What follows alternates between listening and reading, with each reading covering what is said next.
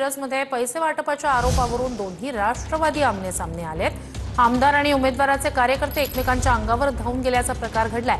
प्रभाग क्रमांक 20 मधून आमदार इंद्रिस नाईकवाडी यांचा मुलगा उमेदवार आहे आणि नाईकवाडींच्या मुलानं पैसे वाटप केल्याचा दावा आहे। विरोधकांकडून नागरिकांना दमदाटी करत दहशतीचा प्रयत्न असल्याचा आरोप आमदार इंद्रिस नाईकवाडी यांनी केला।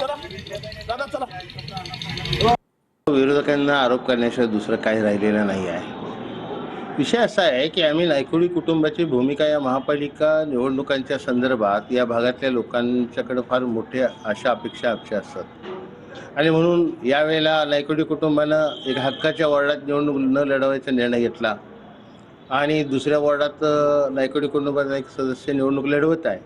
अशा वेळेला जुना वॉर्ड क्रमांक 6 असेल आमच्या कुटुंबाचा, किंवा जुना वॉर्ड क्रमांक 5 असेल, किंवा आता लढवत असलेला वॉर्ड क्रमांक 20 असेल, ह्या तिन्ही वॉर्डातल्या लोकांशी घर टू घर आपला संबंध आहे। मग अशा वेळेला काय झालंय, मतदार यादीत फार मोठा घोळ झालाय। प्रभाग क्रमांक 20 मधील आमदार इंद्रिस नाईकवाडी यांचा मुलगा अत्तर नाईकवाडी याच्या पायाखालची वाळू सरकल्यानं खाजा वसाहत येथील नागरिकांना घराजवळ बोलवून पैसे वाटण्याचा काल रात्रीपासून या ठिकाणी उद्योग सुरू केलेला आहे। आम्ही त्या ठिकाणी काय चाललंय पाहायला गेलेलो असताना 10 मिनिट सगळे गप बसले आणि काही वेळाने तिथले कार्यकर्ते आमच्या अंगावर येऊ चालले। निवडणूक विभाग, पोलीस प्रशासन त्यांना आमदार असल्यामुळे पाठीशी घालते काय असं प्रश्न सर्वसामान्य जनता आणि आम्ही उमेदवार म्हणून आम्हाला स्वतःला